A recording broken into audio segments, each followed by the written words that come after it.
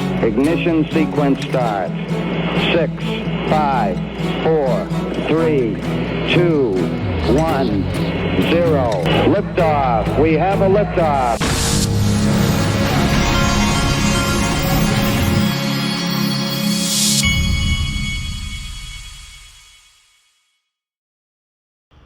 Hey everybody, this is the Digital Asset Investor, and it feels like, let me check it right now, it feels like XRP is trying to move up on us a little bit. It's been doing well here over the last 30 minutes or an hour. So just keep in mind that as those prices go up, the ticket sales on XRP Las Vegas accelerate, and we're already about to touch the record from last year, and then we're going to pass right on by it. So if you're thinking about going, you need to go ahead and do it. It's XRPLasVegas.com, because the cool guy's right. Discounted pricing, shit's going to sell out quick this year. I agree with him. So go to XRPLasVegas.com. I have a link in the top of the description on that. Now watch this. You want to see the crypto market go off. Let this happen in the first 100 days, like he's saying. Yeah, we need a market structure for digital assets. We don't have rules of the road. Under Chairman Gensler, we had just regulation by enforcement. This is not helping America succeed, not helping technological advance, innovation for Web3, the use of blockchain, both in publicly traded companies and in financial services. So that is the top priority for us. And our majority leader, Steve Scalise, has it on his first 100 days of the House is to move a regulatory structure bill for digital assets. And I also believe a dollar-backed payment stable coin for under U.S. law as well. You believe in a Bitcoin reserve? We don't have to listen to all that part.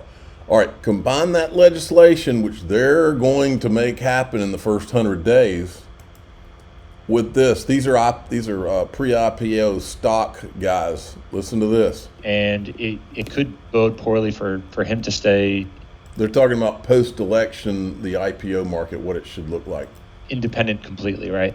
Right. So I was concerned about that, but I definitely think you're going to have a nice reduction of kind of oversight, rulemaking, lawmaking. Maybe the SEC has a little bit of a shakeup, which might be beneficial. And then the IPO floodgates could open, as well as M&A activity could just pick up. I mean, right. It's probably just going to be gangbusters straight out of the gate. That's what he thinks. That's what I think. And it's going to be specifically for fintech and AI, in my opinion. That's why, linked to my sponsor, they have I heard that they got Ripple on the platform, and it went really quick yesterday. So you got to keep your eyes peeled. And if you haven't opened an account yet, you need to go do that, because it takes they've got a process to get you to find out if you're accredited pretty quick, and then you got to fund your account, all that. So you can talk to them about that. Go to linqto.com, or you can download their app.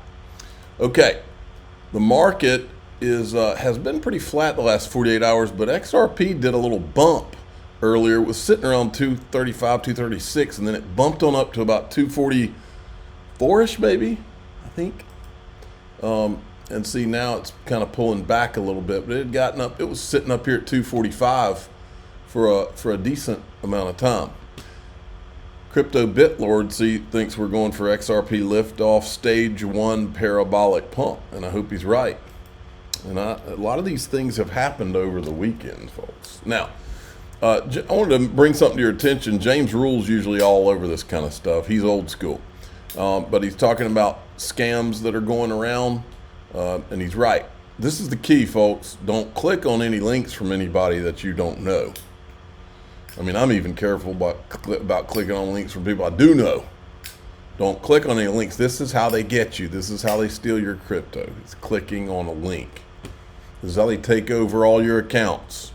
And this activity of these hackers goes up more and more as the market takes off, because they can steal more money from you. Now, do you remember when J.D. Vance had Gary Gensler sitting in front of him and he said this? That we do open investigations. So the problem that I have, Chairman Gensler, is not with you investigating SPAC mergers. The problem is investigating a SPAC merger using a novel legal theory against your boss, Joe Biden's chief political rival. Also against a social media company, which of course at the time, Twitter and Facebook and every social media company had banned the former president. So you can make a pretty good argument that the SEC was using its enforcement powers to silence the chief political rival of the current president. Now, let me just offer another observation here. We are rightfully concerned in this chamber, at least on my side of the aisle, about the weaponization of the Department of Justice. But I'm increasingly worried that we should be more worried about the weaponization of the Securities and Exchange Commission. It looks more and more like not an impartial regulatory body protecting investors and consumers, but a regulatory body that it's using its power to silence and immiserate political rivals of the current president of the United States. I have just one final question on that, Chairman Gensler. Have you ever spoken to anyone at the White House about your investigation of Donald Trump's Truth Social? Sir, I don't speak. Yes or no? I don't know, sir. I'm going to answer the question.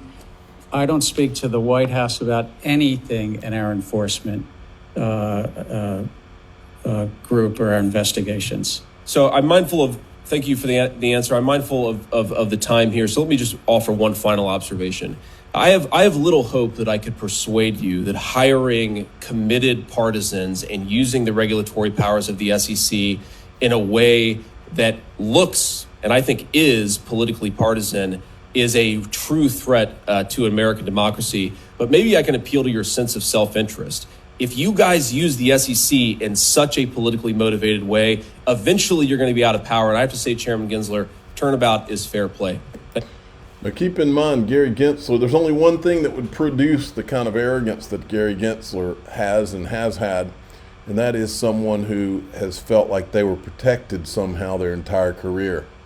I'm hoping that that protection ends. Gary Gensler he wants to go out still using the political weapons that he thinks he has. He is now threatening Elon Musk to put him in jail, I think, or get someone to put him in jail in the next 48 hours if he doesn't do what Gary Gensler wants. And I say turnabout is fair play. They need to go after this guy with all guns blazing for what he did when he was running the Hillary Clinton campaign. They need to find out, this is that clip from Byron Donalds, they need to find out if Gary Gensler was involved in writing the checks to fake a Russian dossier against Donald Trump, because that's what they did. They need to find out if he wrote the checks. John Deaton's pissed. He says, this is how the SEC acts towards the richest man in the world. Now imagine how they act towards small businesses and entrepreneurs who don't have the vast resources Elon Musk has. We've learned exactly what the SEC does through the library case. They literally threatened to bankrupt Jeremy Kauffman and Library during the investigation stage before filing suit.